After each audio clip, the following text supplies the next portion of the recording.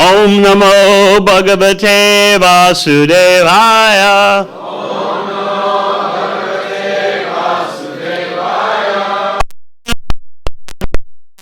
Vasudevaya. Om Namo Bhagavate Vasudevaya. Vasudevaya. Om Namo Bhagavate Vasudevaya. Srimad Bhagavatam, 10th Canto, Chapter 12, Text 43. We'll do 44 also, as well as Text 1 of Chapter 13. As you hopefully remember, we're in the gap between the end of the Aghasura Lila and the beginning of the Brahma Vimohana Lila. And in this gap, you're getting to hear statements about the relishing of talks about Krishna. The interchanges between Pritchett Maharaj and Shukadeva Goswami and Sutta Goswami and the sages at Naimisharanya reveal the stages of advanced devotion.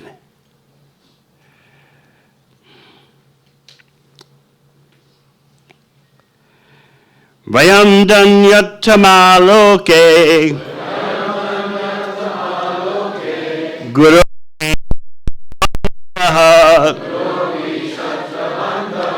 Vayam pabamo muhustratta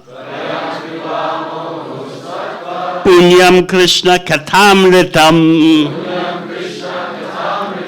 Vayam danyattamaloke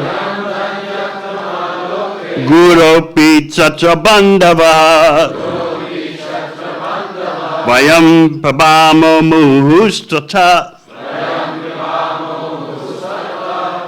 Punyam Krishna Katamritam Vayam Danyattamaloke Guru Pitsatra Bandhava Vayam pabamo muhustata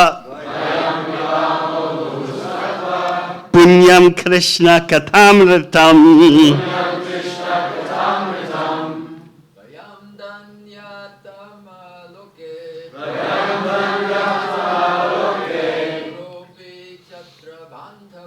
Guropi chatra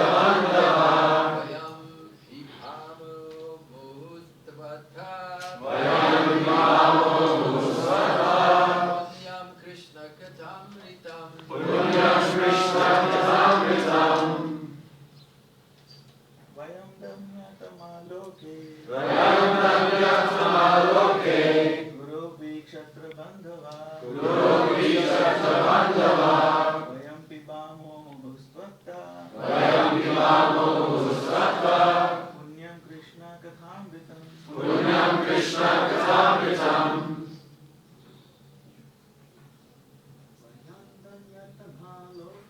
Vayam danyattamaloke Guru Vikshatra Bandhava Vayam pibamo muhustvata Punyam Krishna kathamritam Vaishnavis.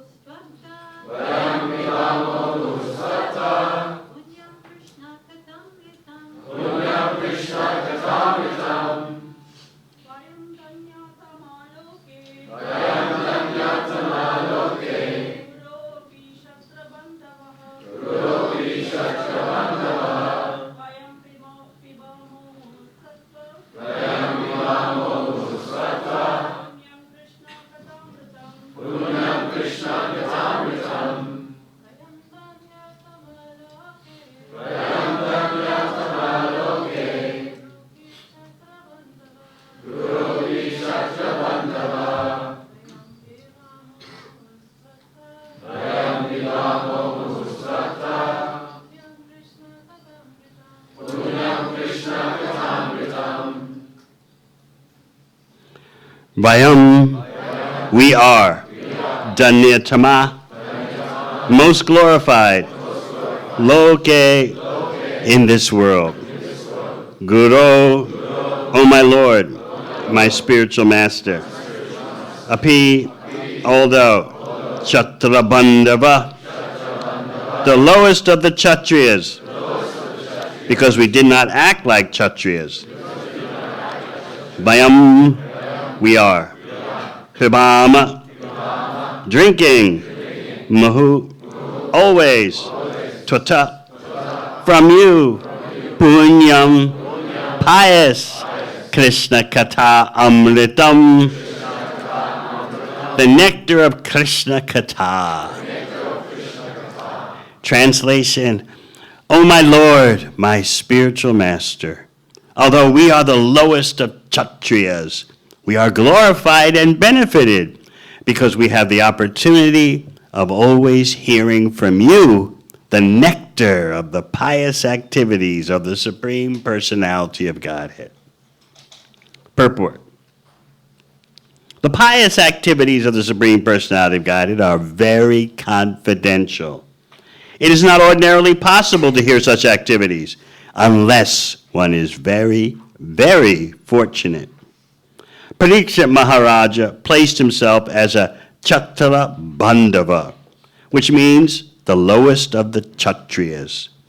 The qualities of the Kshatriya are described in Bhagavad Gita, and although the general quality of the Kshatriya is Ishvara Bhava, the tendency to rule, a Kshatriya is not supposed to rule over a Brahmana. Thus, Maharaja Parikshit regretted that he wanted to rule over the Brahmanas and had therefore been cursed. He considered himself the lowest of the Kshatriyas. Dhanam Ishvara Bhavascha Chatram Karma Swabhavajam. Bhagavad Gita. There was no doubt that Maharaj Parikshit had the good qualities of a Kshatriya, but as a devotee, he presented himself with submissiveness and humility as the lowest of the Kshatriyas, remembering his act of wrapping a dead serpent around the neck of a Brahmana. A student and disciple has the right to ask the Guru about any confidential service, and it is the duty of the Guru to explain these confidential matters to his disciples. Om Gana Chimadandasya Gananjana Shalakaya Chakshun Militang Yena Tasmai Shri Gurave Namaha. Jai Shri Krishna Chaitanya Prabhu Nityananda Shri Advaita Gadadha Sivasadi Gaur Bhaktivinoda. Hey Krishna, Hey Krishna, Hey Rama, Rama Rama, Hare Hare. By Parikshit Maharaj's humble, submissive inquiries, he shows himself fit to receive knowledge. He questions carefully. He could have launched a whole investigation into why was I cursed to die in 7 days? It's not fair. Instead, demonstrating the highest qualities of tolerance, patience, determination in bhakti. He took it as his mistake. And he actually asked that may this mistake with its reactions fall upon me and not my whole family. Let me bear the brunt of it alone. Of course, it was a mistake arranged by the internal potency of the Lord, so that Srimad Bhagavatam would have an opportunity to be spoken. But still, regardless of that, Parikshit Maharaj is considering himself to be at fault. I'm supposed to be a Kshatriya who takes advice from the Brahmanas, not rules the Brahmanas. So I didn't do that. And therefore, I consider myself to be the lowest of Kshatriyas. You may recall from Bhagavad Gita, 4th chapter, in one purport, Srila Prabhupada explains that Evam parampara praptam imam rajasya ovadu. Krishna says that this message of Bhagavad Gita was handed down from generation after generation in the parampara, and the Rajarshis, the rulers of society, the government, understood it in that way from the saintly persons in parampara, in the chain of spiritual master disciple. Imam Rajasya Vidhu. Why is the knowledge of Bhagavad Dharma necessary for the leaders of society? You might wonder, well, so they become religious? No. So they become true believers? No. They should know the science of the Supreme so that they can protect their citizens from lust, anger, and greed. So how many of you would ever expect that from a government? That is the real duty, the first duty of a government, to ensure the spiritual development of the citizens. And of course, the Vedic conception of government means that all living entities are considered citizens, not just the human beings.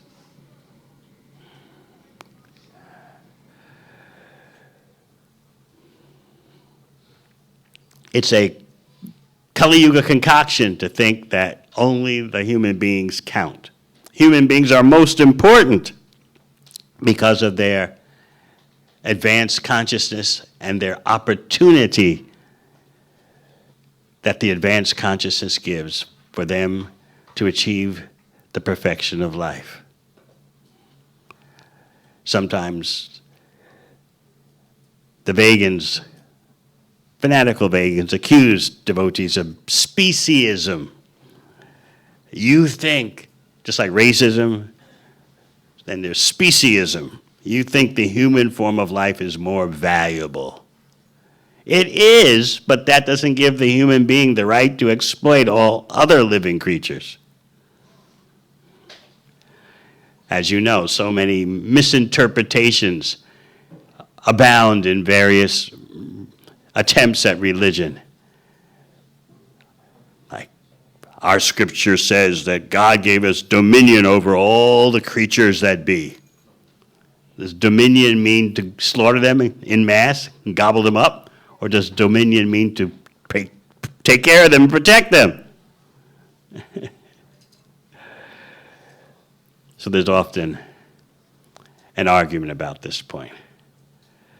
Yet there are Christian vegetarians who make this point. Dominion means care, not slaughter.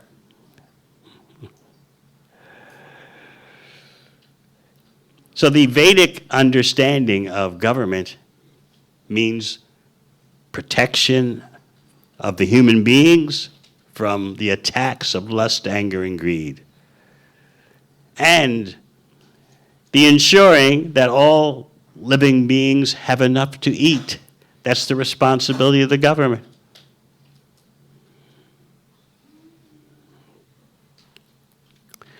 So Pritchard Maharaj was such a chief executive. By his management, by his organization, he made sure that the citizens had every opportunity to make progress on the path back to God. But still, he's so humble, even though he's so expert. This is the purport of the word dainya. Not danya, like Shastrakrit's daughter, but dainya. Humility. Thinking yourself so unqualified and worthless.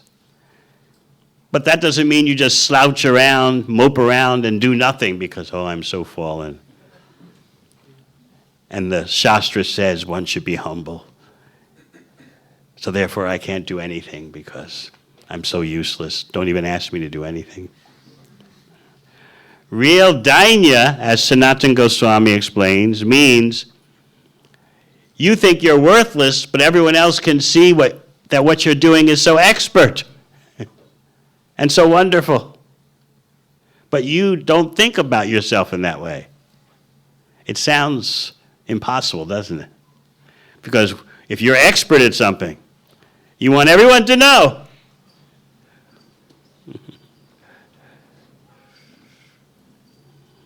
But in bhakti, you consider, no matter how others see expertise in you, you consider yourself, as Pritchett Maharaj considers himself, Chhatrabandhava, lowest of the rulers. In other words, someone who has the title of a ruler, a chief executive, but has no qualification. When you read Chaitanya Charitamrita, you hear Krishnadas Kaviraj Goswami, the author, describing himself as more sinful than Jagai and Madai, lower than a worm in stool. You say, wait a minute, he must be just speaking poetry. He can't really think about himself in that way. Contemporary material psychologists would say that Kaviraj Goswami suffers from low self-esteem. But then he produces such an exquisite literary work, the pinnacle, Chaitanya Charitamrita, the graduate study, postgraduate study to even Srimad Bhagavatam. But he's thinking of himself. Truly, he's not just saying it, oh, I'm so fallen, I'm useless, but actually I'm really good, and you should notice that. Devotees sometimes, you can appreciate, they like to get into this mood of, I'm so fallen, Prabhus. No, I'm just useless. It's nice sentiment, but what's going on in the core of the heart? Actually, I'm great, and it's about time you noticed. Or when will you notice how great I am? So Pritchett Maharaj is showing the example. And it's such an example that it inspires Shukadeva Goswami to speak about confidential matters. So notice that Pritchett Maharaj is not asking about, well, I've got some grievances against the Brahmanas. I mean, for nothing, that little Brahmana boy cursed me to die in 7 days. I didn't do anything, really. It's all a misunderstanding, and then I've got to suffer. What is this? No. Of course, looking at the bigger picture of what the little Brahmana boy did by misusing his mystic power, looking at the bigger picture, you can see that it was wrong. But Pritchett Maharaj is focusing on, what am I going to do about myself? What's the best thing for my spiritual life? We can see that in dealings amongst devotees, sometimes there are intricacies. Sometimes there are disagreements on how to serve Krishna. Sometimes we demand an immediate resolution to a situation that we find troubling, and it may take some time, or there has to be some adjustment by ourselves or by others. Without being patient and knowing how to take care of yourself in spiritual life, there can always be such complications. But if you're convinced, no matter what the intricacy, no matter what the complexity, I will go on chanting Hare Krishna, hearing about Krishna, and in some way helping others to have their share of Lord Chaitanya's mercy. As long as that determination is there, you'll be successful. Sometimes there are disputes, even within one's family of devotees. Sometimes there are disputes amongst an enclave of devotees. Sometimes there are international disputes among devotees. But if we always have firmly in sight what our goal is, Our goal is, in this short life, to finish up our affairs in this material world. As long as we keep that goal in mind, we can make it through all such transitory complexities.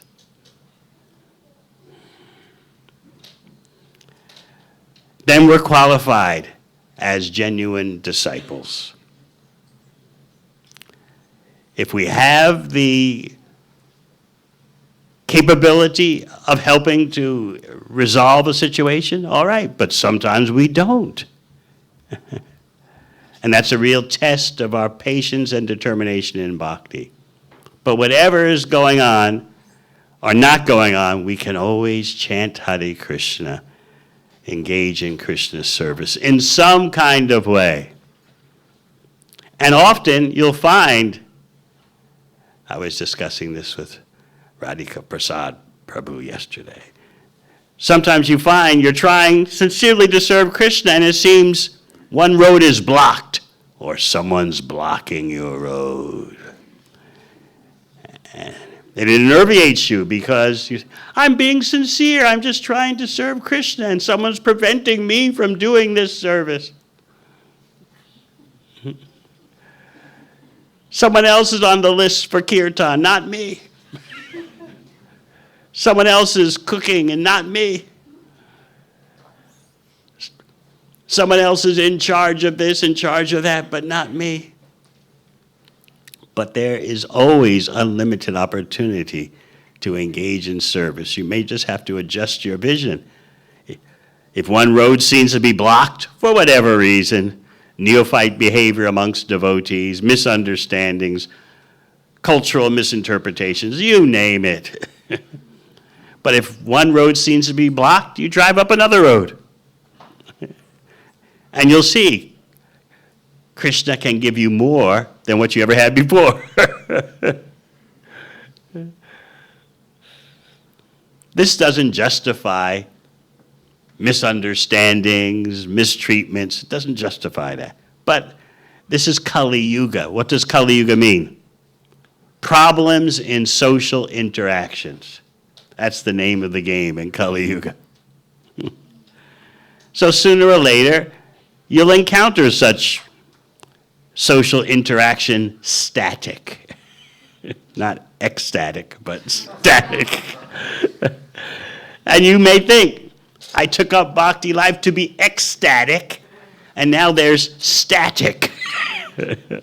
This one thinks I did this, that one doesn't understand I did that. And even in your own family, between husband and wife, children, you've got to put up with misunderstandings. So why not be a little tolerant in the society of devotees? Sometimes devotees, they come to me. Oh, I don't agree with what this leader did or that leader did. And I'm not saying there's no value to what they're saying, but I also point out, disagreements can be there in Krishna's service. At least the goal is to serve Krishna. Some say, do it like this. Others say, do it like that. You may say, yeah, but their motives are suspect. My motives are pure. Aside from that, which is a true point, aside from that, the goal is to serve Krishna. So I often ask, especially because most of our devotees are in family life, I ask them a practical question. Do you always agree with your spouse?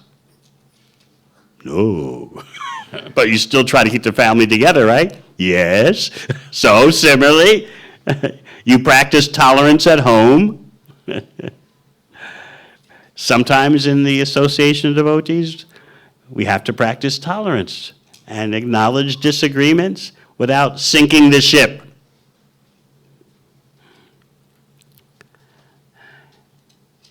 That first principle has to be there. And then we can talk about amelioration, improving of the situation and what to do, because there's always I found out over the years, 50 years on every continent of this world, trying to do devotional service, every continent, up and down every continent, that when it comes to a Hare Krishna story about this one did this, that one said that, they're not two sides to the story. There are 108 sides.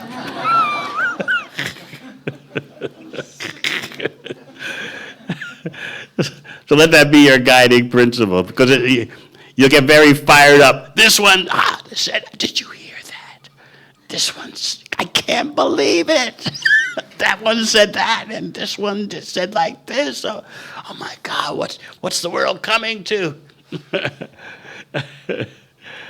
There's always 108 sides. And have compassion on your leaders, because they have to sometimes sort through all that. And each of the 108 sides thinks it's the right one.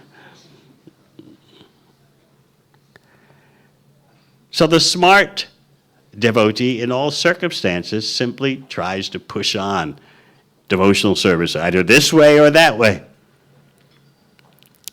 For sannyasis, it is easier. As Prabhupada said about sannyasis, if they don't like a particular service situation, they just move on, go to another place.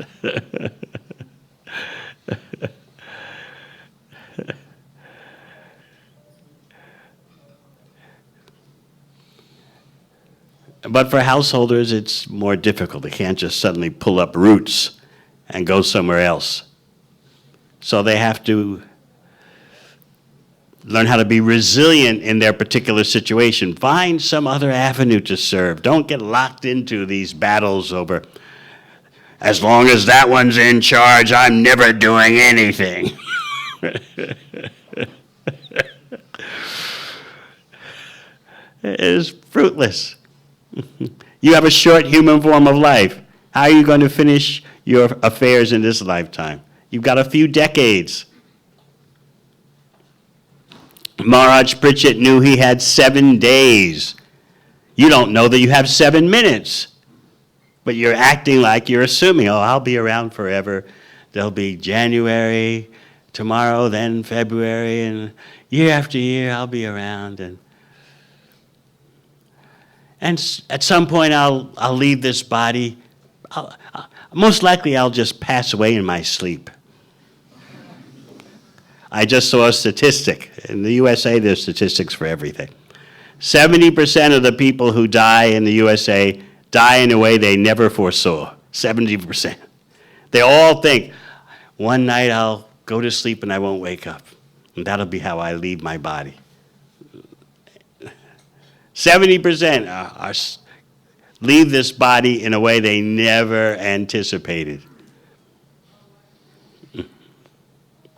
What they anticipated was falling asleep in their own home and leaving the world in that way.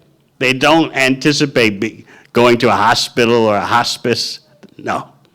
70% don't leave their bodies in the way that they thought would happen. So we must always remember, what is our real purpose? Who can stop you from chanting Hare Krishna? Who can stop you from reading the books? If you're determined, who can stop you from spreading Lord Chaitanya's mission? This way, that way, some way. And Krishna will become attracted to your resilience and determination. So on the one hand, you thought, oh, I can't do any service. Or even my service has been taken away and given to another. I'm finished. No, there's always something you can do. Just like when I was a young book distributor, you've heard about how for 2 years, day after day, every day of the week, I did practically nothing. And then one day, from one moment to the next, it all changed. From one moment to the next. So I was determined This is the service I'll do all my life. I'll go back to Godhead so easily. I had it all planned out. So the honeymoon lasted for a couple of months. Wherever I would go, the books would come flying out of my hand. I thought, now I'm in the big time. My name will be at the top of the Sankirtan newsletter. And then the health left me. And devotees were telling me, you've got to change your service. No, I cannot change my service. This is the only service, the best service. Yeah, but you have to be practical. Your body can't handle it anymore. I can never give up this service. That's neophyte. Of course, now I understand. My getting ill was Krishna's changing the scene on me. Hey, you're needed at the BBT. Prabhupada wants his books. His books aren't coming out. You need to go there and help. You've got the skills. Get on the plane from New York and go to Los Angeles. So my point is that there's always some service to do. If you can't see that opportunity, ask for help. How can I serve Krishna in my situation? I don't get along with this one. That one doesn't get along with me. What am I going to do? Don't give up. Pritchett Maharaj didn't give up. What is this Brahmana boy, Shringi, this little boy, done to me, the ruler of the world? He's cursed me. And of course, the fact is, Pritchett Maharaj could have ducked the curse. He was that great of a devotee. He was immune to curses. But, all right, you cursed me to die? Okay, I'll die. What's the big deal? I know, it's unbelievable, right? He could have fought back. But he didn't. He said, okay, cursed to die in 7 days, so what? Cursed to die by the bite of a snake bird? Let the snake bird come. I don't care. What is it I care about? That I'll always be surrounded by glorification of Krishna. That's what I care about. Whether living or dying, that's not the point. The point is the constant immersion in Krishna's glories. So that's why he's saying to Shukadeva Goswami now, we are glorified, we are benefited, we meaning himself, because we have the opportunity of always hearing from you. And what are we hearing from you? The nectar of the activities of the Supreme Personality of Godhead. So Prabhupada begins the purport by explaining that the activities of Krishna are actually very confidential. In the association of devotees, as we are hearing about Krishna now, the comprehension is very easy. It's coming, because it's coming through parampara, the legitimate chain of disciple, spiritual master, disciple, spiritual master. We're presenting the message as it is. But the fact is, the message is confidential. How to understand Krishna in truth. What is normally knowledge that's hard to access has been spread wide open because of Lord Chaitanya. Krishna, as you know, is very strict.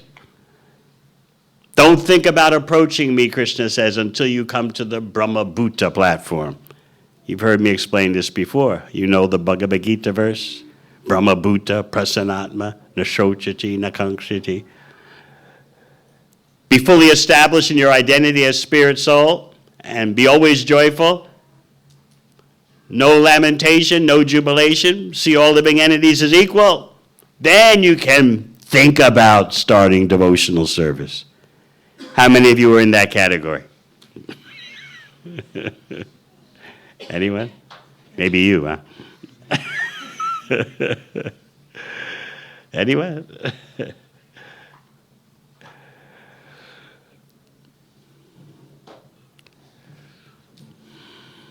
But Lord Chaitanya breaks Krishna's rules and distributes the confidential knowledge and taste of Krishna without inhibition, without limitation.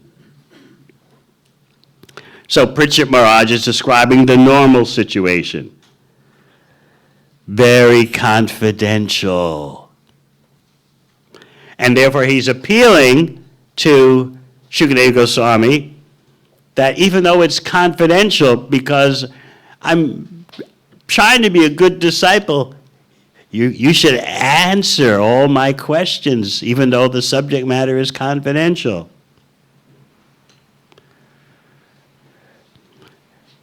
So the purport continues that it is not ordinarily possible to hear such activities unless one is very, very fortunate.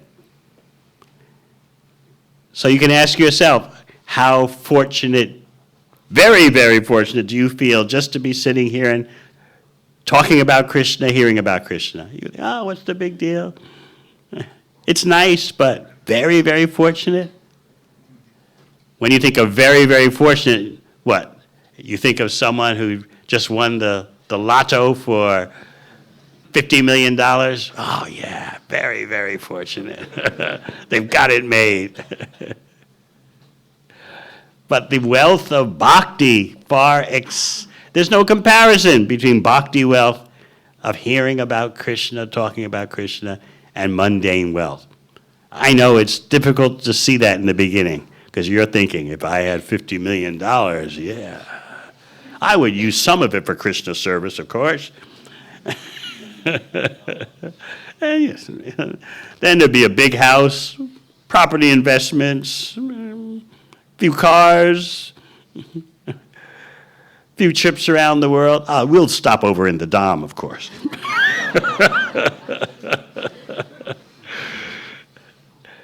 But to appreciate our great fortune in just being able to hear about Krishna, that requires some knowledge. So we talked about Pritchett Maharaj considering himself to be the lowest. Yes, he's a Kshatriya with Ishvara Bhava. That means the controlling propensity. But even that controlling propensity can be used in Krishna's service, just as the Brahmana's wisdom propensity, wisdom inclination, is used in Krishna's service. And the Vaishya's wealth production in terms of food, that's used in Krishna's service. So Pritchett Maharaj is regretting. It seems that I wanted to control a Brahmana. That's my great mistake. And I've been justly cursed. Of course, as we read, there's no doubt that Maharaj Pritchett had the good qualities of a Kshatriya. But as a devotee, he presented himself with submissiveness and humility as the lowest of the Kshatriyas, remembering his act of wrapping a dead serpent around the neck of a Brahmana. A student and disciple has the right to ask the Guru about any confidential service, and it is the duty of the Guru to explain these confidential matters to his disciple. So Pritchett Maharaj's great fortune he saw in himself because of three things. Number one, he was a disciple of Shukadeva Goswami. He had a genuine, bona fide connection. Number two, he was hearing the glories of Krishna. And number three, he was hearing those glories of Krishna constantly. Very wonderful meditation. Number one, he was connected genuinely to the Parampara. Number two, he's hearing the glories of Krishna. Number three, he's hearing those glories constantly. So just by number one, he felt successful and fortunate. But then, number two, to hear the glories of Krishna, which are actually confidential. And number three, to hear them constantly. What could be better than that? Earlier in the 10th canto, you read that Shukadeva Goswami, while narrating the Krishna Lila to Pritchett, was concerned. Maybe Pritchett Maharaj needs a break. He might be thirsty. Let him take a break. I'll stop speaking. Let him go drink something. But what was Pritchett Maharaj's concern? Oh no, once before I was thirsty. And that's why he got into that incident with the little Brahmana boy, because he was thirsty. He went to the Brahmana boy's hut just to ask for a glass of water. And the father of the Brahmana boy was deep in samadhi and didn't respond. So as you know, though, you've all read first canto. Who here hasn't read the first canto? Raise your hands. Okay. So the Brahmana didn't take offense at all.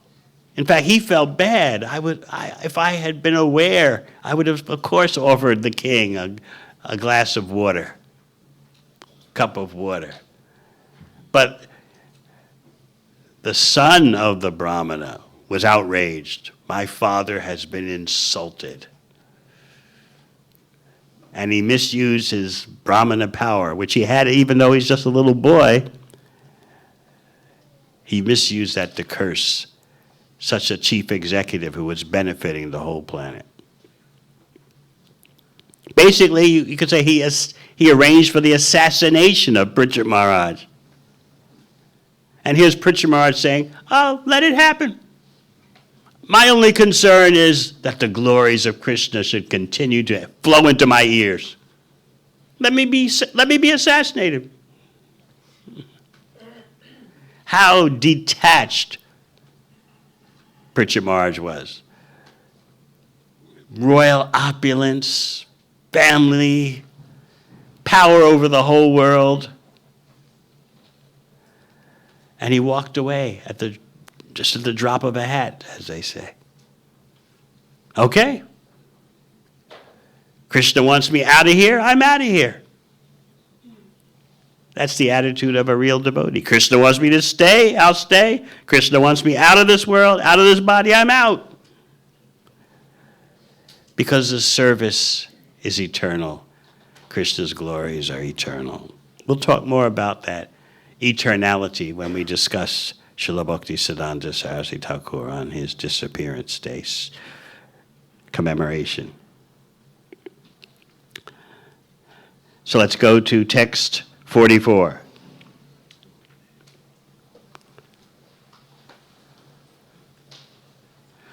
Shri Sutavacha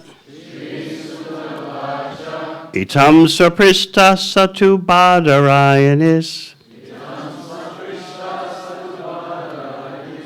Tatsmaditananta Hrita Kalendriya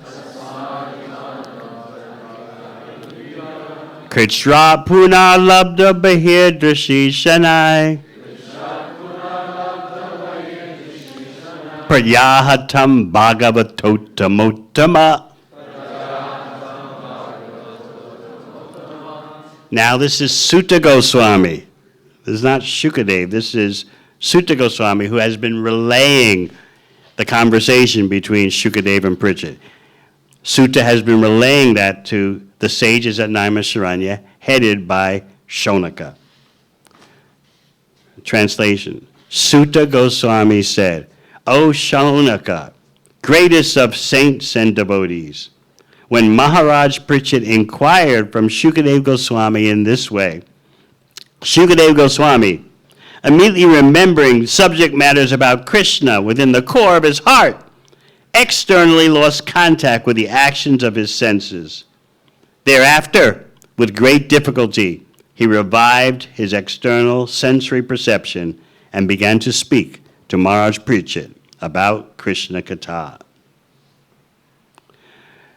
So we spoke the other day about Shukadev losing his awareness of the external world, and how he was brought back to external consciousness by the devotees like Narada and Vyas making kirtan.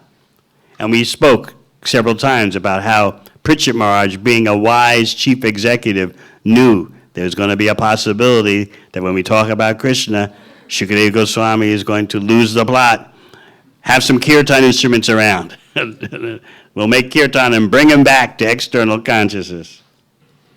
Those of you who've read Chaitanya Charitamrita know that Lord Chaitanya demonstrated 3 phases of consciousness: external consciousness, internal consciousness, and in between. So you remember when Lord Chaitanya was walking on the beach at Jagannath Puri and he saw the Chataka Parvat, a sand dune. He didn't see the sand dune, he saw Govardhan Hill, demonstrating the peak potential of bhakti that everywhere you look reminds you of Krishna and Krishna's pastimes. So in external consciousness, he sees the sand dune, but no, he immediately remembers Krishna and Govardhan Lila and becomes convinced that is Govardhan Hill, and he began to run towards it. And then suddenly he stopped in his tracks, so to speak, he's stunned by ecstasy. And he's deep into internal consciousness. He collapses on the ground. The devotees running after him finally catch up with him because he was running at the speed of the mind. So they catch up to him and he's laying on the ground stunned. And the devotees, seeing his situation, is demonstrating all the ecstatic symptoms which look like bodily pain. They begin to cry. And they begin to chant Hare Krishna, fan him as he's laying on the sand, sprinkle water over him.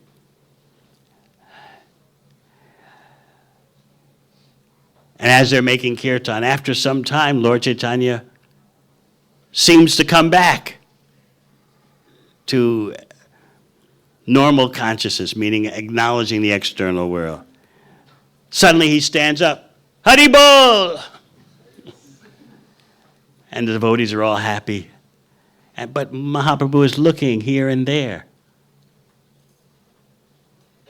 Where is it? Where's Govardhan Hill? And then he begins to cry.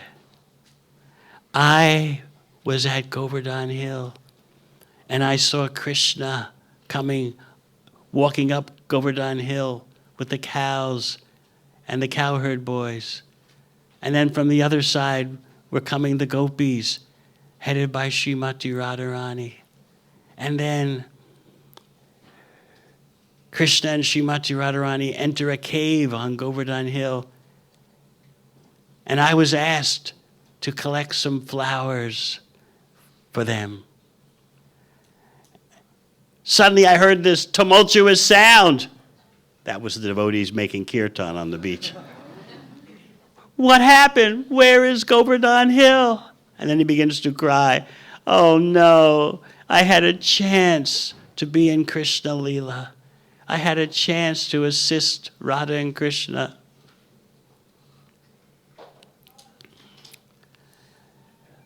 Those devotees who know the inner depths of Chaitanya Charitamrita know that Lord Chaitanya would sometimes take the position of Srimati Radharani, sometimes he would take the emotions of Srimati Radharani, and sometimes he would demonstrate being a maidservant of Srimati Radharani, which is most confidential. So Shukadeva Goswami has lost contact externally. When Lord Chaitanya was awakened from his internal state, he was in an in-between state. He acknowledged what's going on around me, but he's still absorbed in the internal awareness of Govardhan Hill. And so gradually he comes back to full external consciousness.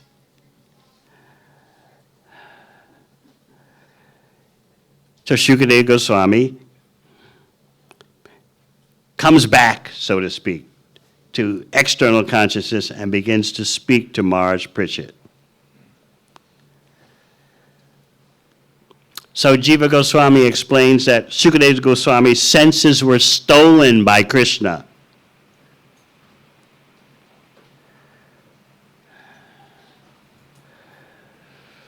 Wouldn't that be a glorious state of existence for us, to have our senses stolen by Krishna? We've actually stolen our senses from Krishna. These are my senses, they're meant for my pleasure.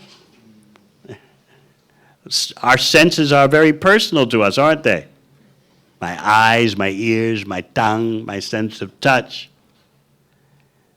But Shukadeva Goswami has his senses stolen by Krishna, the real proprietor. As we say, Rishikena Rishikesha Sevanam Bhakti Uchate.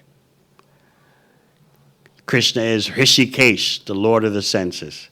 We say that, but still we're thinking, my senses meant for my pleasure.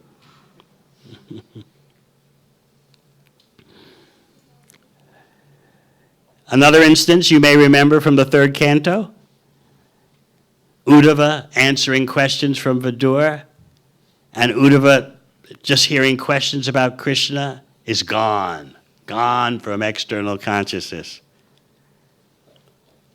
So Bhagavatam explains that Uddhava could live simultaneously in the spiritual world and the material world.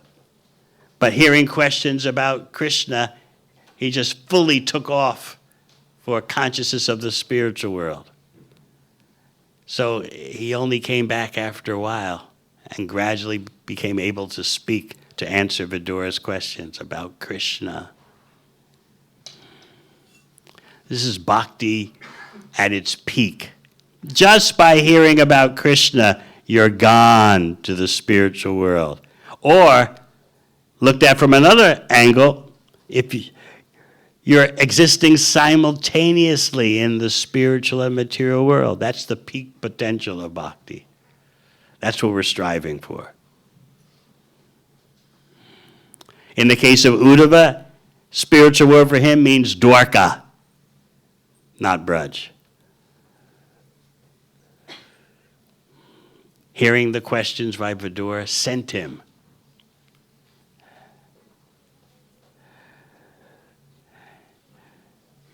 Several decades ago, maybe 5 decades ago, you wouldn't remember. But popular slang when someone really, how do we say, pushed your romantic buttons, you would say, oh, you send me. But now you see the real meaning of that. Just by hearing questions about Krishna, you're sent back to the spiritual world.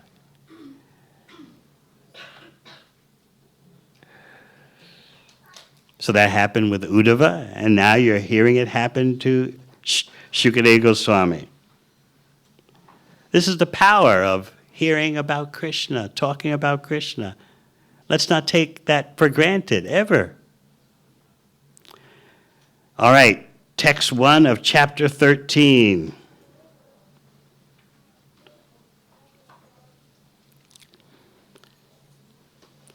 Shri Shukavacha Sadhu Prishta Mahabhaga Taya Bhagavatottama Yanutanaya Sishyasya Shinvannapi Katamuhu. Srila Shukadeva Goswami said, O best of devotees, Most fortunate Pritchett, you have inquired very nicely, for although constantly hearing the pastimes of the Lord, you are perceiving his activities to be newer and newer. So again, we're having great fortune defined. Mahabhaga, you are a greatly fortunate personality. So you might say, what? He's cursed to die in 7 days. What a tragedy. His great fortune is that he can hear Krishna's pastimes as ever fresh. So Shukadeva Goswami reciprocates. Sadhu Prishtam. I've been honored so much by your questioning. It's a privilege to receive such questions. Mahabhaga, you are a greatly fortunate personality. Why? You're Bhagavatottamottama, best of the devotees. Why? Because you are hearing Krishna's pastimes like you never heard them before. So we'll read the purport. Unless one is very advanced in Krishna consciousness, one cannot stick to hearing the pastimes of the Lord constantly. Nityam nava navaya manam. Even though advanced devotees hear continually about the Lord for years, they still feel that these topics are coming to them as newer and fresher. Therefore, such devotees cannot give up hearing of the pastimes of Lord Krishna. Premanjana chorita bhakti velochanena santas sadaiva hridayeshu velokayanti. The word santa is used to refer to persons who have developed love for Krishna. Yam shama sundaram achinta guna surupam govindamadi purusham tamaham bhajami. Pritchett Maharaj, therefore, is addressed as Bhagavatottama, the best of devotees. Because unless one is very elevated in devotional service, one cannot feel ecstasy from hearing more and more and appreciate the topics as ever fresher and newer.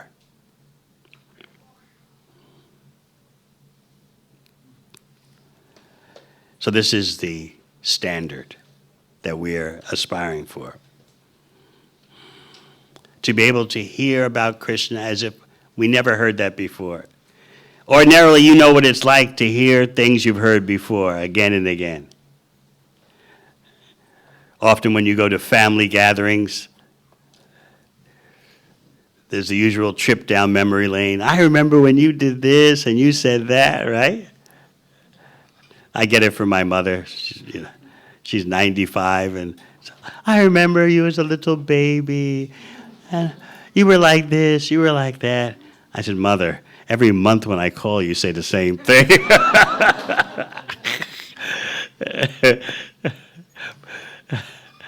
Every month I have to hear the same story. When you were a little baby, you would crawl on the floor toward bookshelves and try to pull books off the shelf. I've heard this for 100 times now.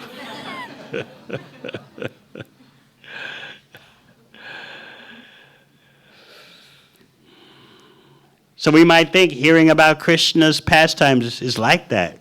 I've heard it all before. Tell me something new. But the advanced stage of bhakti means hearing Krishna's activities, hearing Krishna's name, hearing descriptions of Krishna, and each time it's like ever fresh. The complete opposite of hearing about something material. When you hear about something material, it's like, I've heard it before, or I already know that. But Shukadeva Goswami is establishing what the advanced stage of bhakti is. Chanting Hare Krishna like you never heard it before, hearing about Krishna's activities like you never heard them before. So you might be thinking, oh, wow, that's the greatest fortune, just to hear about Krishna? But please understand, the advanced stage is hearing those activities as if ever fresh, because they are ever fresh, but our hearing is polluted and has to open up to the reality of the eternal freshness. But not only that, by hearing in that way, the devotee seeks entrance into Krishna Lila by following in the footsteps of one of Krishna's entourage. So unless we become established in hearing and chanting, first out of duty, then out of relish, so that what we're hearing is newer and newer. It's all newer and newer, but our ears have to become advanced to perceive that reality. Unless we do that, how are we ever going to get to the highest level of aspiring for a place, for a service in Krishna's pastimes, following the footsteps of one of his eternal devotees?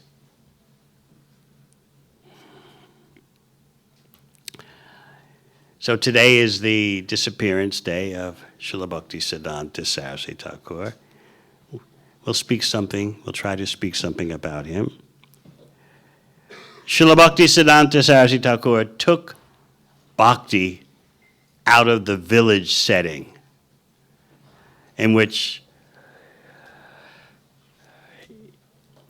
since the time of Chaitanya Mahaprabhu, it was a village affair.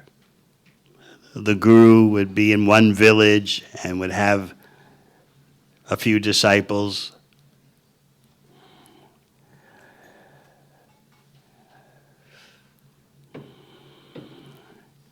But Srila Bhaktisiddhanta Saraswati Thakur put bhakti into the organizational phase. He covered all of India with temples called maths. 50 of them,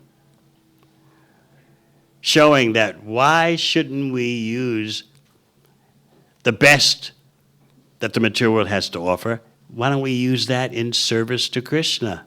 So he had printing presses, radio broadcasts, newspapers, not one, but several newspapers coming out. His sannyasis would ride around in cars, which was considered very radical for that time. So the real sannyasi is humble, walks barefoot on the ground, doesn't ride in any vehicles. What Bhaktisiddhanta Saraswati Thakur demonstrated. Real renunciation, real sannyas means how to get to your preaching engagement on time. What's the use? You're walking on the ground barefoot and you don't arrive at your preaching engagement. Take a car. That's the best thing that can happen to the vehicle, that is being driven to some Sankirtan event.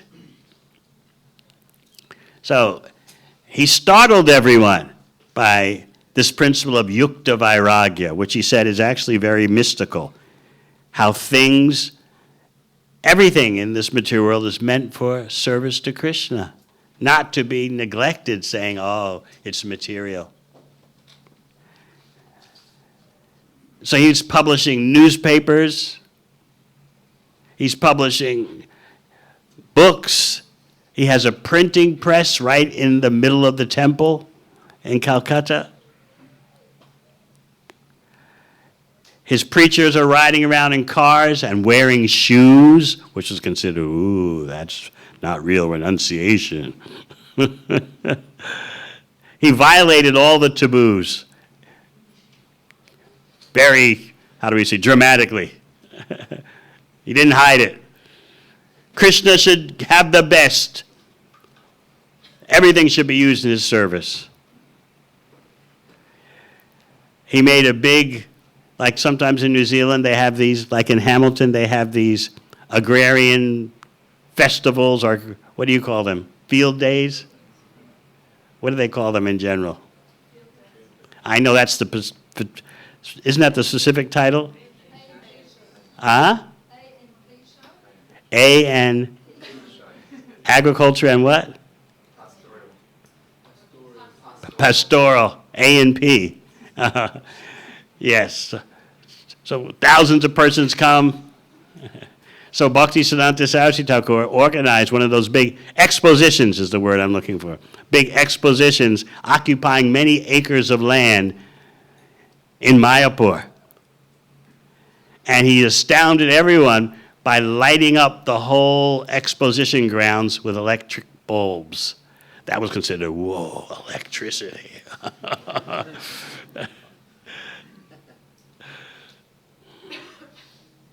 And as I said, he had the printing press right in the temple. And he would pay dandavats to it. Because the printing press is churning out Krishna Katha. So prior to him, people thought a sadhu meant never touching anything material, always.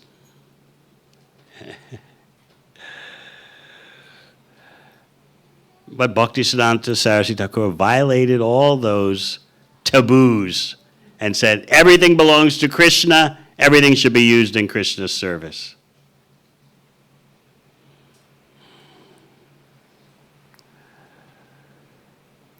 And what was the most aggravating thing that he did according to Hindu taboos? He started giving Brahman initiation to those not born in Brahmana families. Ooh. Even today, that preconception exists in India. Brahmana by birth rather than Brahmana by quality and activities. So Bhaktisiddhanta Saraswati Thakur violated that unjustified taboo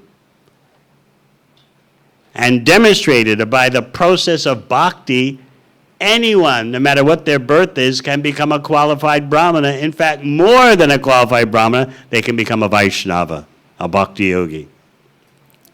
So what do you think the reaction was to that? Oh, how wonderful. No. He was challenging the monopoly.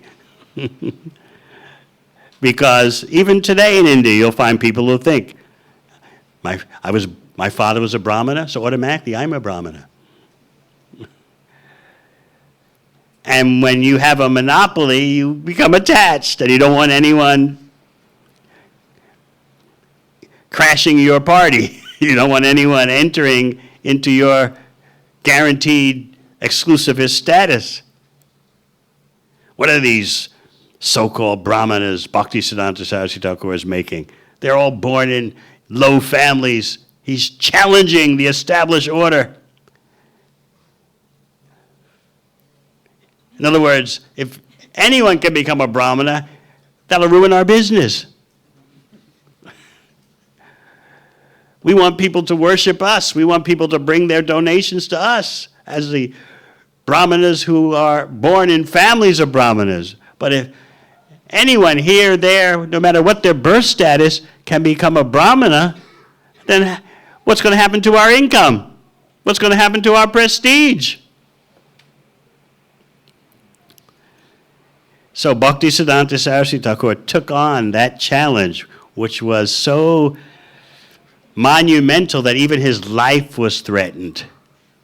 People were feeling threatened that our livelihoods being challenged, our high positions being challenged. Anyone can become a brahmana by his process. Then what's the use of us? We're guaranteed our position of lordship over others and getting worship, getting donations. And now anyone can become a brahmana? We got to do away with this person. That's what they thought. So it was a fierce battle. You only see the remnants of that today. It's there, but it's just the remnants, a faint whiff of it. But back in the time, the early 20th century, it was a fierce battle, ferocious battle, life and death battle. People were feeling that their monopoly is being threatened to the core, and they responded in that way. They even went to the police in one particular locale and offered to bribe the police if the police would finish off Bhaktisiddhanta Saraswati Thakur. And it's interesting the way the history is revealed, that the police told the people, well, generally we do such things, but we can't do that to him. He's a genuine saintly person, but generally we do these things.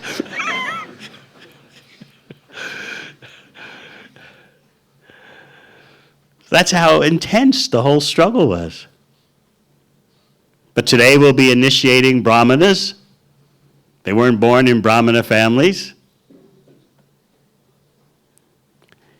but they've demonstrated Brahmana attributes, qualities, as Krishna says in the Gita, guna and karma, quality and activities. They've studied the Shastra. They've demonstrated that they are fulfilling their sadhana practices. They have knowledge and are able to give knowledge to others.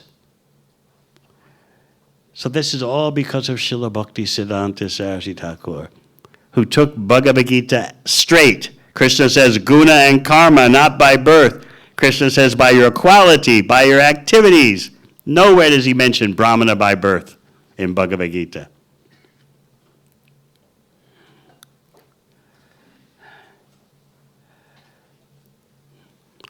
There was one temple in Vrindavan that devotees were attending to see the arti, and one of the pujaris told the devotees who were traveling with Prabhupada that keep on as you're doing, and in your next lifetime you could be able to take birth and become a pujari in our temple. So Prabhupada heard about it and he told his devotees, tell the pujari, keep on doing what he's doing, and one day he can take birth and help us.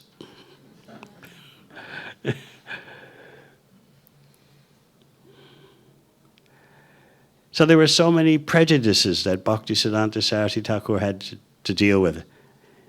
He brought modernity, organization. What kind of sadhu organizes a network of 50 temples throughout India? With newspapers, books, cars, using the radio. How can a sadhu get on the radio? That's not humble.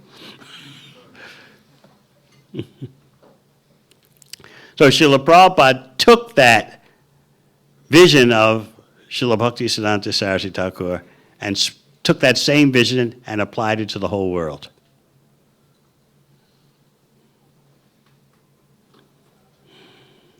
He demonstrated, taking his vision from Bhaktisiddhanta Saraswati Thakur, Prabhupada demonstrated that bhakti is for everyone.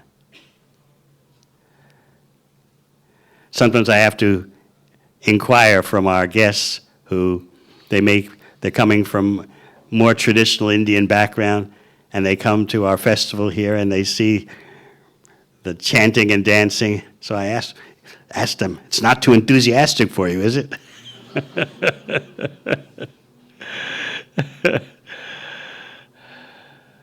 But Prabhupada is demonstrating an international society of sadhus.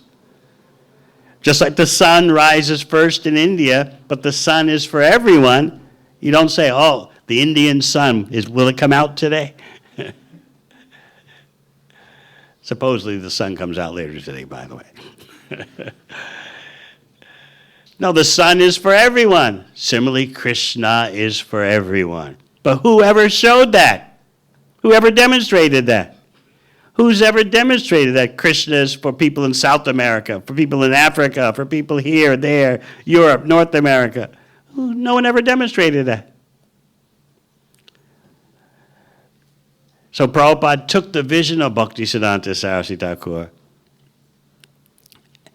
who had covered India, and took that vision, Prabhupada took that vision and used it to cover the whole world.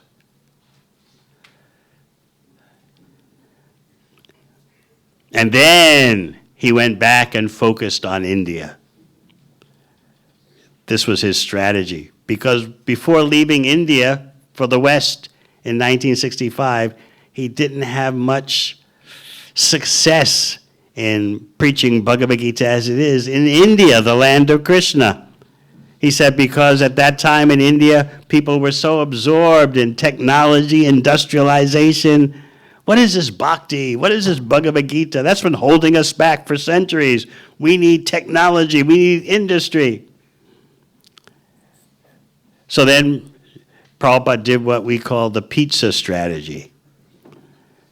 You know what the pizza strategy is? How many know? Yes. For those of you who don't know, before the 20th century, pizza in Italy was known as a low-class food for poor people. Perhaps like today, khichdi is known in India. Of course, you can make khichdi very luxuriously, but you can also make it very cheaply. Who knows how to make very luxurious khichdi? Raise your hand. Kamala Prasad, you know how to make luxurious khichdi? Where? Is she here? Yes, you know how to make luxurious khichdi? We'll have to ask Radhika Prasad. Of course, he'll say yes. So that's what pizza was known as in Italy, for low-class poor people. Then someone had the bright idea to take pizza to the USA, to New York, first of all, because there are many Italian immigrants in New York. And by the beginning of the 20th century, pizza became a sensation, to the point where now it's considered the world's favorite food. Even you go to India. Maharaj, pizza?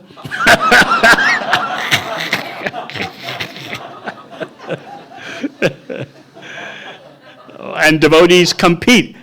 At our temple, our restaurant has wood-fired pizza. Not just pizza oven, wood-fired pizza oven. Our Govinda's restaurant is the best. Wood-fired oven for pizza.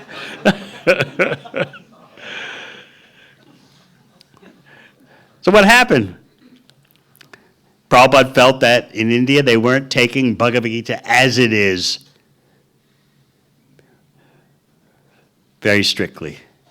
So he said, he's thinking, let me go to the West, fulfill my spiritual master's order, while spreading bhakti in the Western world. I'll then be able to go back to India and say, look and see, the Americans, the Europeans, they're reading Bhagavad Gita. What about you? That was his strategy.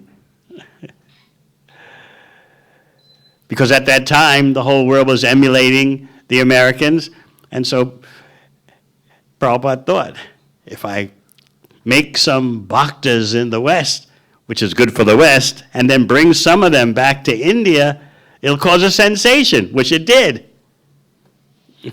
What is this? Vaishnavas outside of India in the West? Unheard of.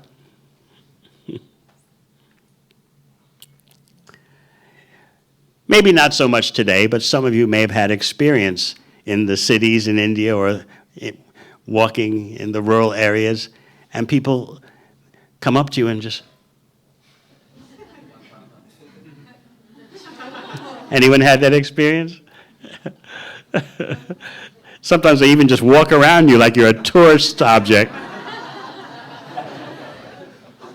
They look you up and down. They can't believe it. So that was Prabhupada's strategy, the pizza strategy. Pizza had to leave Italy and then be imported back into Italy for it to become famous in Italy.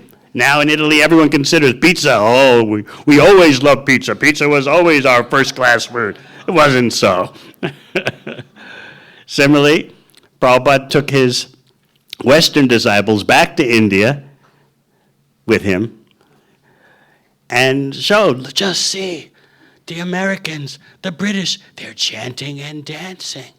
They're hearing about Krishna. They're buying thousands of books of mine every day. So it was a sensation. And Prabhupada got the desired effect in that way. the people in India started saying, wait a minute, Bhagavad Gita is our book. Bhakti is ours. So in that way, the whole game changed.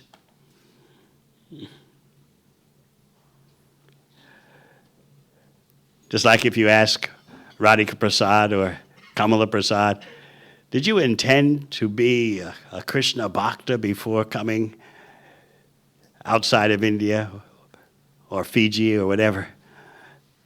No. Did you think I'm now going to Australia to become a Krishna Bhakta? No, he thought I'm going to Australia for material success, right? And Krishna tricked him.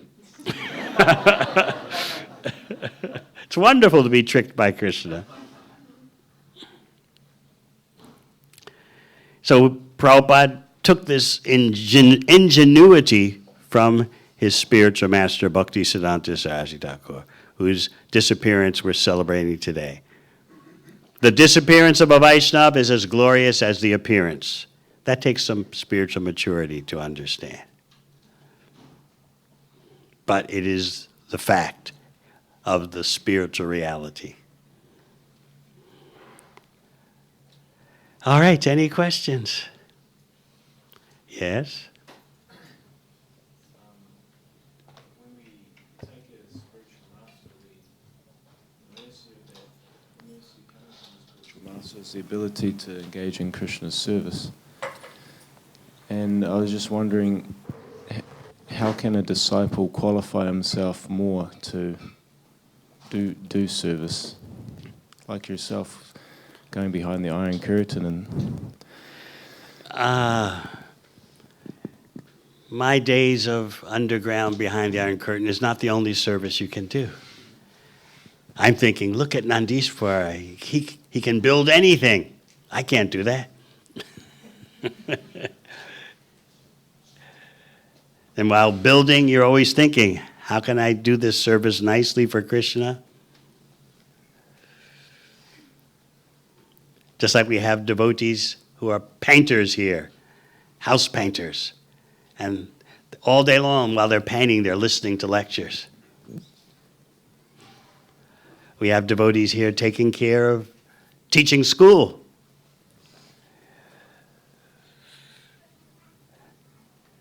So there's so many different activities you can do in Krishna's service.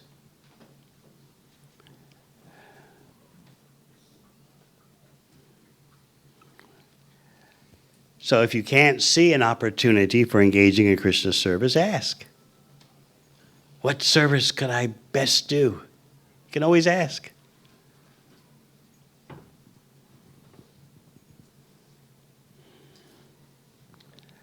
Builders are in high demand in Krishna's service, just like book distributors. Because it's these days, it's the tradies who have all the money. You want a PowerPoint installed in your house, you call a tradie electrician, they'll charge you $150 for an hour, for 5 minutes work. Well, our rate is $150 an hour. So even though it's less than an hour, that's our standard.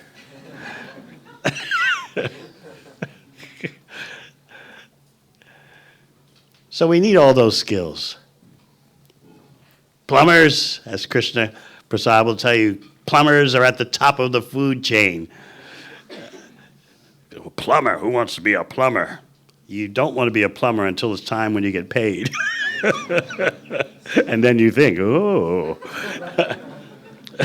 Everyone thinks the IT wallahs have all the money. No, it's the tradies.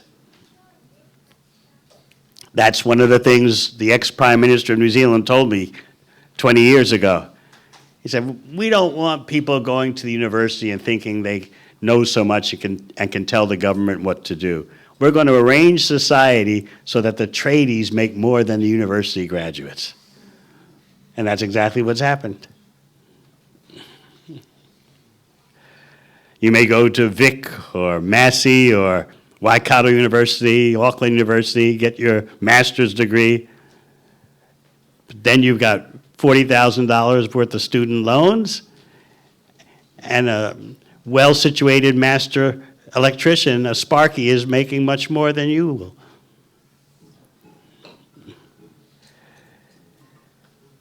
So I appreciate your appreciating dangerous duty in Krishna's service, but all services are so much needed.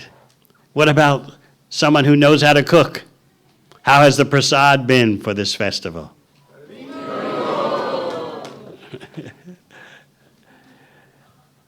So that's real service. So if you can't figure out what service to do or how you can best use your talents, you can ask your spiritual master.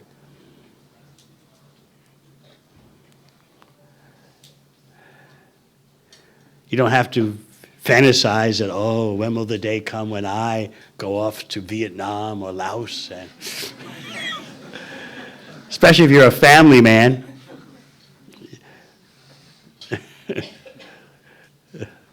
You may be, while you're fantasizing about, let me go off to some exotic, dangerous place, North Korea, and spread bhakti. Meanwhile, your spouse is saying, the shower needs fixing. Can you please take care of that? Wait a minute, I'm meant to go off to North Korea.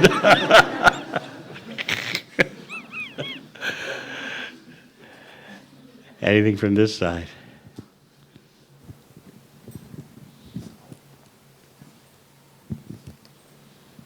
Gurudev, you're speaking about humility, and I was wondering, how can I get the lumps of pride and envy out of my heart? How can you get the lump of pride and envy out of the heart? We have to really beg for that. You ever begged for anything in your life? Or you always got what you wanted, just snap your fingers, it falls in your hand? If you want to get rid of those lumps in the heart, you have to beg for it. And don't put a time limit on your begging. Okay, Krishna, I'll beg you for this week. And then presto, it'll happen. And you have to have the attitude that I don't care if it takes all my life. I'm begging to be relieved of these impurities. That's real determination. Don't hold the timetable to Krishna, even though Krishna says, very soon you'll rise above these things. But for us, very soon means tomorrow. We don't think of bhakti as a lifelong career. It's got to happen now, like instant coffee, or else what's the use? I've been chanting my rounds for, chanting all my rounds? Never mind, but I've been chanting, and where's the taste? Where's liberation? Where's love of Krishna? So the more you see your whole life as a lifetime career in bhakti, the more things fall into proper perspective. Plan out your life so that you undergo increasing attachment, activities that bring about increasing attachment to Krishna's name, form, qualities, and pastimes. Knowing that for yourself and helping others to have that knowledge.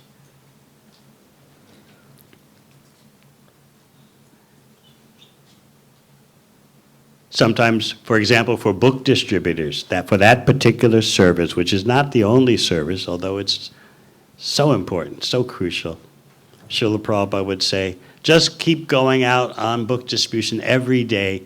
One day you'll see Krishna on the street.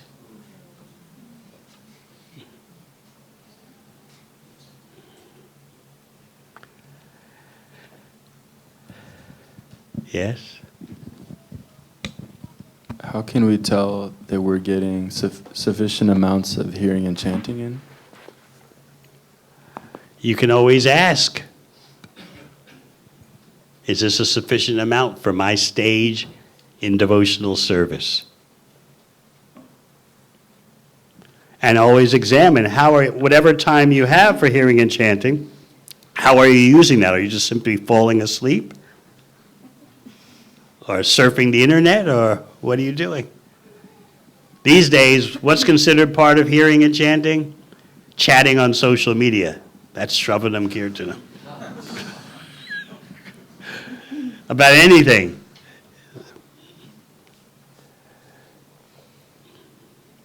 And what do you tell yourself? Well, Prabhu, they're devotee websites and devotee chat groups. That makes the time included as Shravanam Kirtanam Vishnu. You have to be a bit smarter than that. So ask, according to your state of advancement, your situation, is this amount of hearing and chanting sufficient for my spiritual growth? You see, in the old days, as Jai Srila Prabhu and Bimala Devi can tell you, in the old days, there was no question. There was Bhagavatam class in the morning and Bhagavad Gita class in the evening. If someone didn't come to Bhagavad Gita class in the evening, now they did come to Bhagavatam class in the morning, but if they didn't come to Gita class in the evening, you knew they were in Maya. That was the standard back then. Hmm? Just on that, we were told in Melbourne that unless you're coming to all the things, but unless you come to Krishna book reading and the Bible, after you have your hot pill, you have to come to Krishna book reading, otherwise you can't get any sleep. That's after Bhagavad Gita class in the evening. So Prabhupada very cleverly knew that over time, things would diminish. So you ask for 100%, what do you get?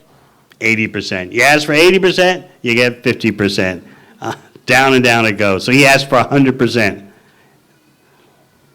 and tolerated just getting 50%. So that was the way it was back in the days when Prabhupada was physically present. If someone didn't come for Bhagavad Gita class in the evening, but they were there for Mangal Arti and Bhagavatam class, still they didn't come to the evening class? What's going on?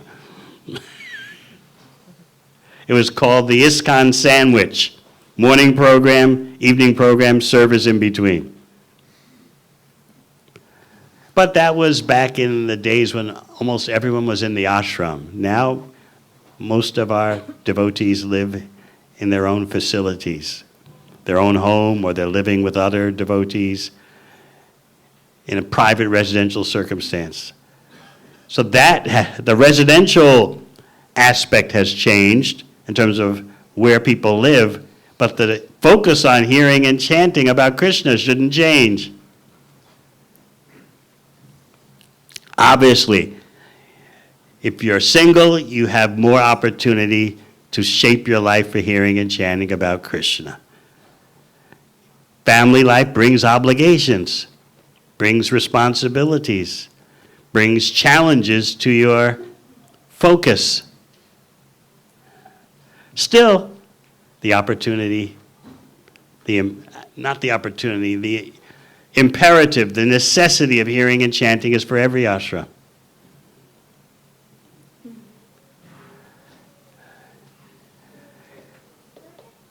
So that's why we try to equip devotees from the very beginning of their spiritual life with a focus on reading, hearing, chanting Krishna's glories, even distributing Krishna's glories.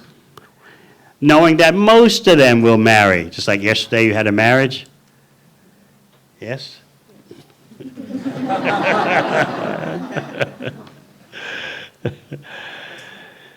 So later in life, they'll have that solid, that can look back and feel that solid foundation of training under them.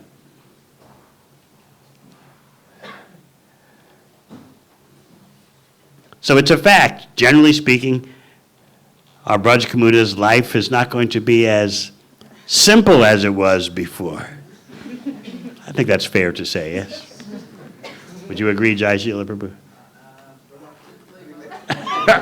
Reluctantly, but it's true, right? Yeah, okay. I say it without reluctance. So it won't be as simple as it was before, but he's had ample training as well as his spouse. So they can always take shelter of that solid foundation under them as they deal with the inevitable complexities. Let's be honest and factual.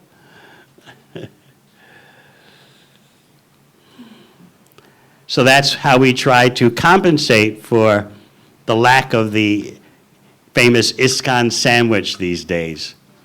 We try to make sure that, especially those who are single, have a few hours of reading time every day.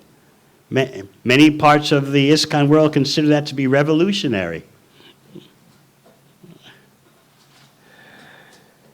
But because there's often not a morning class or an evening class, unless each devotee feels the need to have his or her own reading program, it's not going to happen.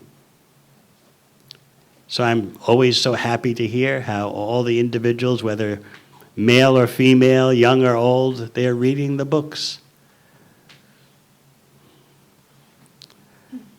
Of course, the Brahmacharya ashram, if I may put in a plug, is natural because you get so much time for hearing and chanting. We were doing our, after you all leave, for the men's festival. During the men's festival, part of it is a yearly review of those in the Brahmacharya ashram. I asked them, do you feel comfortable being situated for another year in the Brahmacharya ashram? Is the life too simple? You don't know what to do with all the time for hearing and chanting about Krishna? It's not a problem if you want to change. All the ashrams are meant for spiritual advancement. And I always have to add the reality. It's just that some ashrams are cheaper than others. But overlooking that point, are you feeling properly situated? There's no stigma. There's no criticism if you want to change. Be aware of what you're signing up for. Whether you want to go on as a brahmachari for another year, we take it 1 year at a time. It's not that you join the brahmacharya ashram and you're eternally there. And if you try to get out, you're in Maya. Everyone criticizes you. Everyone looks down on you. It's not like that.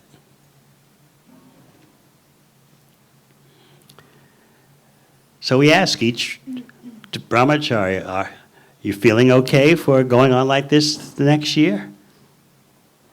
Living in a group situation has inconveniences. Right, Gadai Gauranga? You quickly realize living in the Brahmacharya ashram that not the others don't think like you, they don't do things like the way you do, but still you got to live with them. Not everyone can handle that. How many times did I tell Bhakta so-and-so, don't put your dirty socks in front of the door? Gosh, when will I have my own house and I won't have to put up with such things? Sure, you can have your own house, but you also have to pay for it. And we already explained yesterday the realities of buying your own house in New Zealand. Australia is also the same way.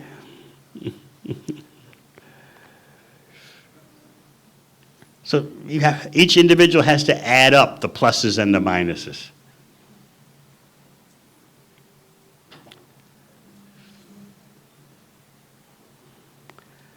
Some ladies like receiving someone who spent years in the Brahmacharya ashram, right? Others, too strict. Too much Krishna, Krishna. I've heard of one complaint about someone who married a long-term brahmachari.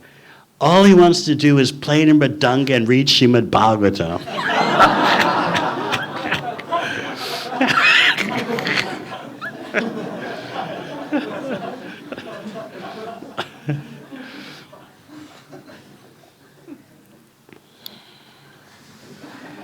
So my point is that, just so you understand, because sometimes I've heard that devotees think that brahmacharis are being forced to go on due to social pressure. They're not being told the truth that everyone gets married. They're not told that truth.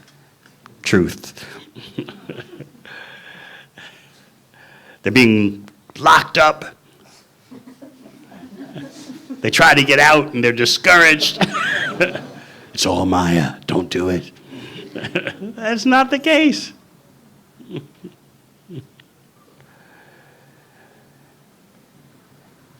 It's true that if they come out of the brahmacharya ashram, generally they become highly sought after by intelligent ladies. Oh, this guy has learned how to live simply and how to control his senses. I'm interested in my own Krishna consciousness. He can help. Not every lady thinks like that, but many do.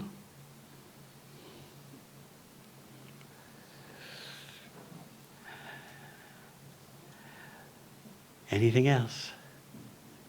Yes.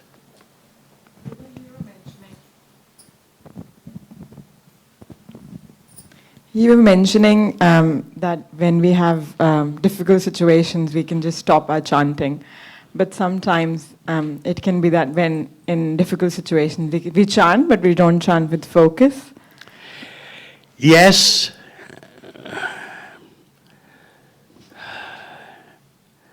We beg Krishna that my concentration is really shot this morning because of this happened, that happened. We regret it. And that expression of regret is something. It's part of a personal relationship with the holy name.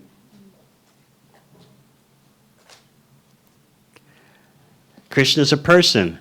He understands. Everyone likes to deal with a person who understands.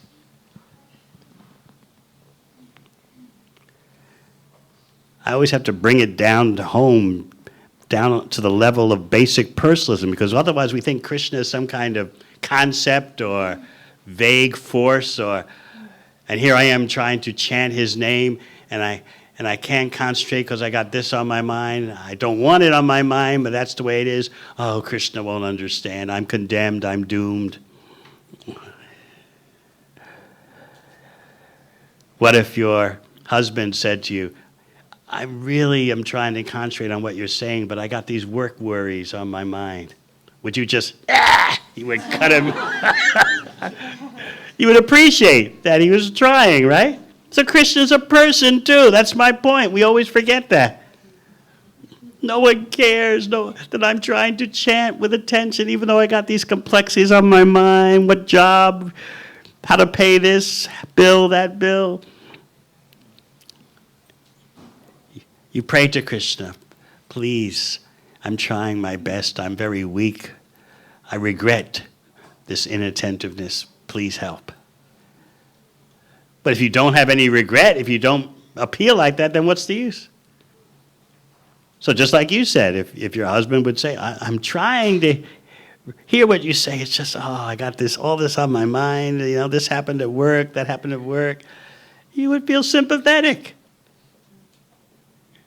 So Krishna is the supreme person.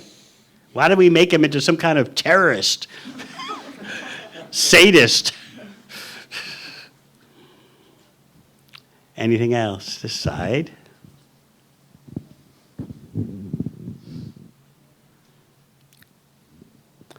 Aravindanaba.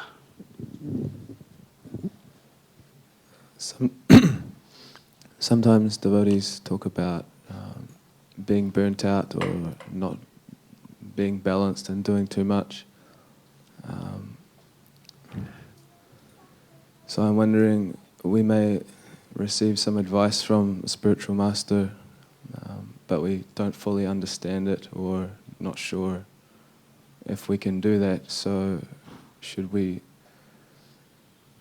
have faith in that advice and just try and apply it anyway, or does it mean that we need more discussion about how?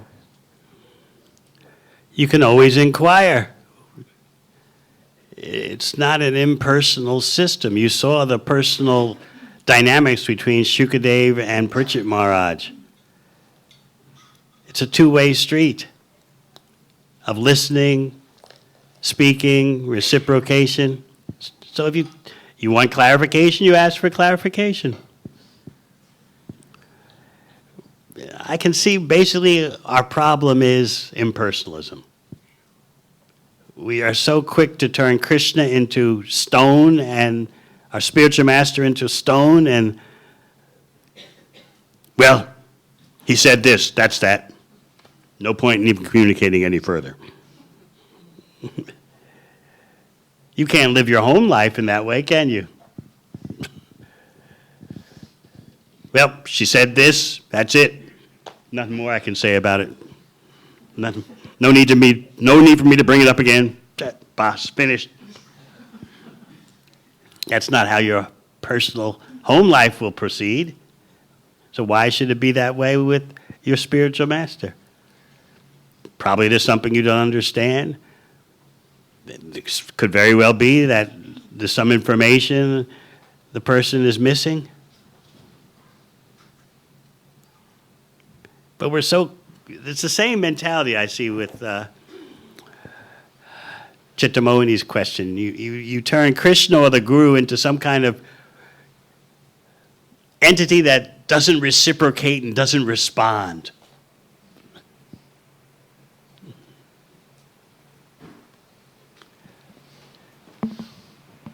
That's why that's one advantage of having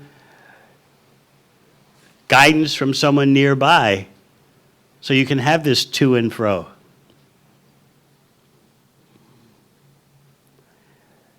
That was Prabhupada's original idea for when he gave the plan for this system of initiation after he's gone. He selected persons who were in a particular geographic area so devotees could be near their source of guidance. This whole system of international travel in which initiating spiritual masters are on all sides of the world, that wasn't Prabhupada's original idea. We're coping with it now because what happened, trying to mop up spilt milk. But that wasn't Prabhupada's original idea. His idea was who's ever nearby, whatever qualified person is nearby.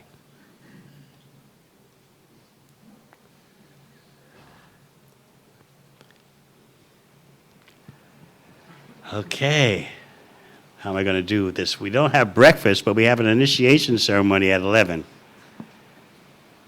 So who's the first? I don't think Dina Dayala has asked a question, have you?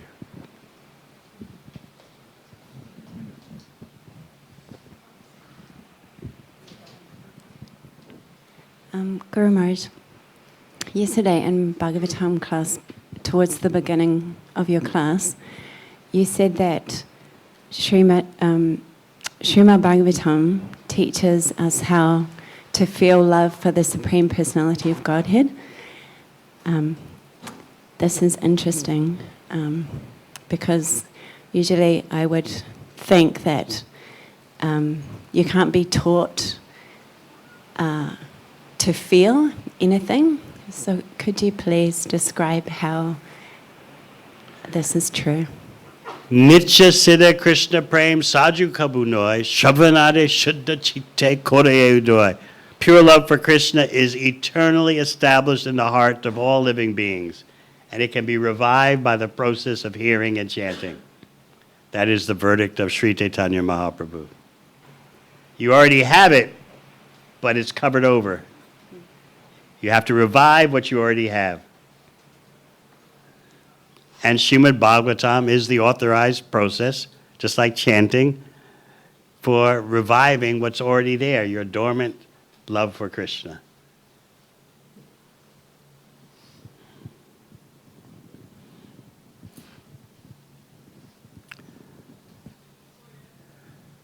All right, one more. Okay, your first question.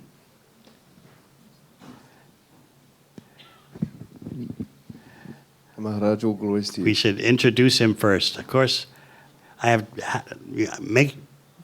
pronouncing your name, I want to get it right. Potama. Potama. Potama. Yes. So he was frequenting op shops. For those who don't know, that's the local term for secondhand stores. And he found a Bhagavad Gita there. What month was that? Well, it was 3 months ago. 3 months ago. And he read it cover to cover. And then on his next visit to the op shop, what did you find? The small Shima Bhagavatam. Srimad Bhagavatam, small version of the first canto. And he read all that. He's a co-manager of am I pronouncing it right? Marae in Dunedin. And so immediately he took up the bhakti process and began associating with devotees. So I met him on my visit to Dunedin a couple of weeks ago, and so I requested that he please attend the festival. And he seized the opportunity. He flew up from Dunedin to Wellington, and now here he is. I hope it's been a wonderful time for you. Of course. Yes. So Maharaj, I was wondering, I've heard that the books are non-different, similar to the deities even. And so I was wondering, what is the appropriate way to worship and look after our books? Don't put them on the floor, first of all.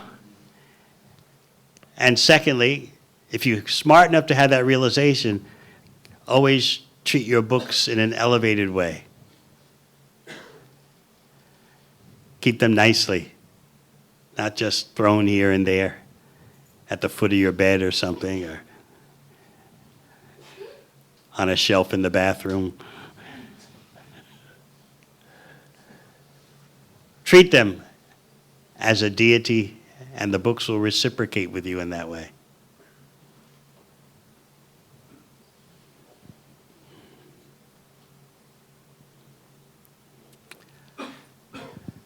Yes.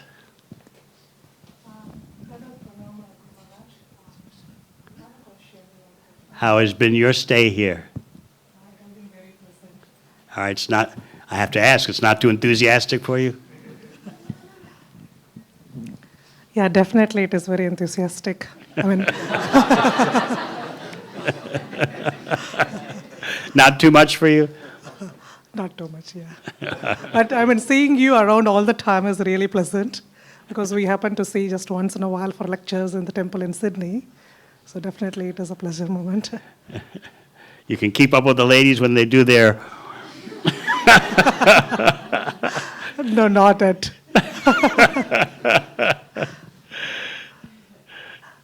Yeah, Guru Maharaj, my question is, we hear all these pastimes of Krishna. How do I meditate on Krishna's pastime? What is the right way to do it? I remember hearing that we are not supposed to do it when chanting until it naturally comes. Yes. So how do I actually meditate on Krishna's pastimes?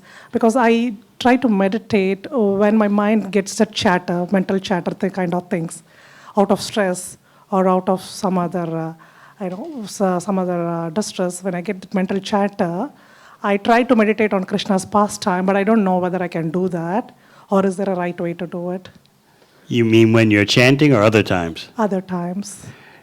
Feel free to think of Krishna's pastimes.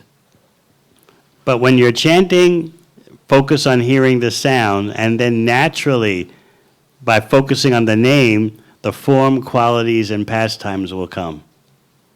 But how can you not focus on the name when Krishna's name is everything? Krishna's name is everything about him. With the name comes form, qualities, and pastimes. So while you're chanting the name, if you're thinking, okay, when will something else come? That's not proper chanting. You already have everything. It's just a developing awareness, a budding awareness of the form, qualities, and pastimes. That's already there in the name. So we're just begging to hear Krishna's name free of clutter. That's our lifetime career. All right. Thank you, Guru Maharaj. Thank you for asking a very nice question. Yes.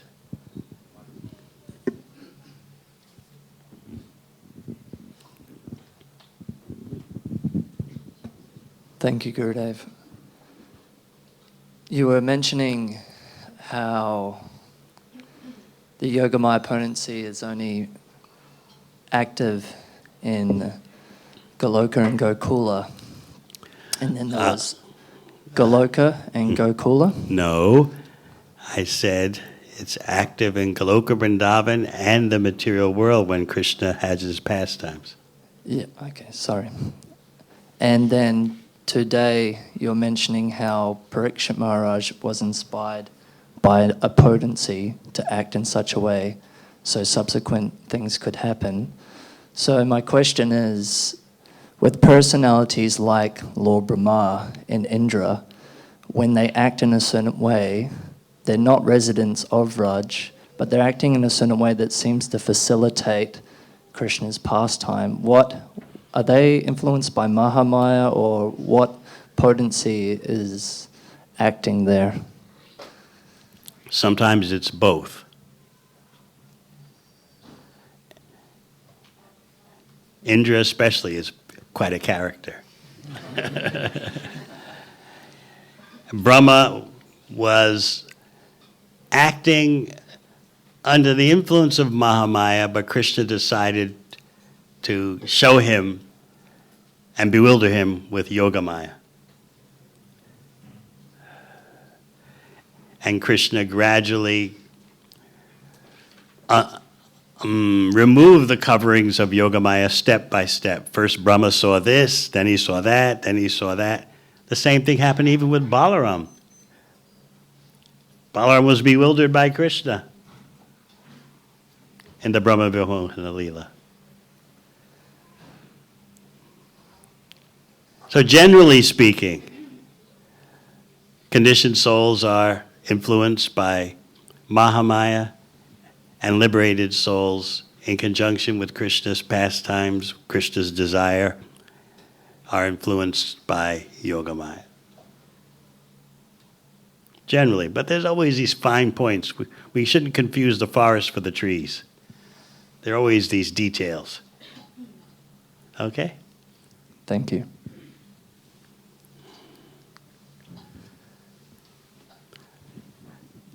Rama, is that you? You have a question. How nice. You need the microphone. Can you help him with the microphone?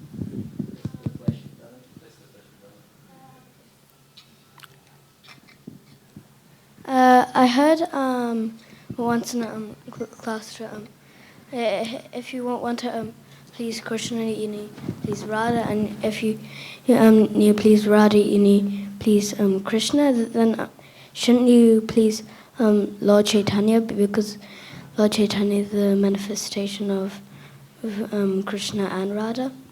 Ooh, you're asking very deep questions. Your parents are training you very nicely. How old are you now? 8. 8. Oh, if only I were 8 and asking such questions.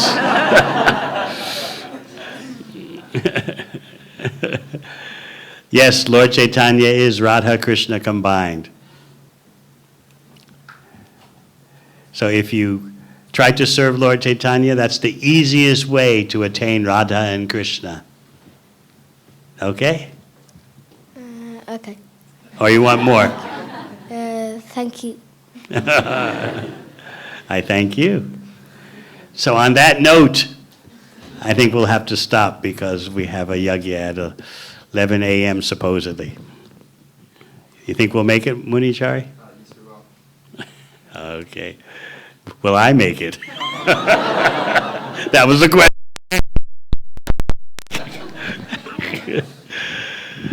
All right. Thank you very much. Hare Krishna.